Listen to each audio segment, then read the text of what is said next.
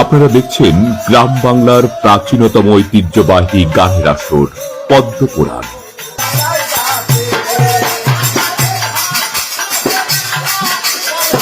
পদ্মপুরাণ গান ও গীতিনাট্য মূলত বেহুলা লক্ষিন্দর এবং শিব পার্বতী চরিত্র সংশ্লিষ্ট বিষয়।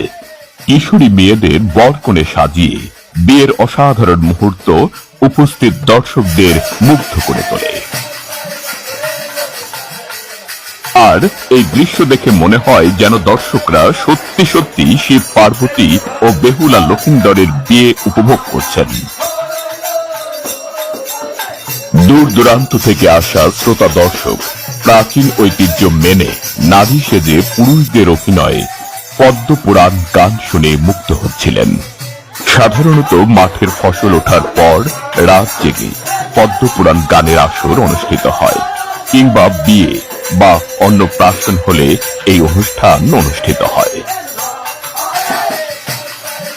প্রায় সব বয়সী মানুষ এই অনুষ্ঠান গভীর রাত পর্যন্ত জেগে উপভোগ করে।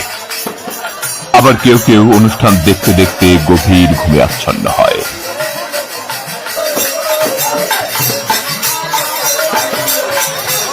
একসময় পদ্মপুরাণ গানের ব্যাপক জনপ্রিয়তা ছিল এই অঞ্চলের মানুষের হৃদয়ে।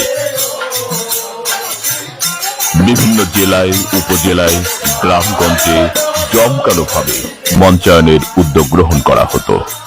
গানের সঙ্গে সঙ্গে অসাধারণ নৃত্য ও গদ্যছন্দের সংলাপ পরিবেশিত হতো মানুষের মাঝে।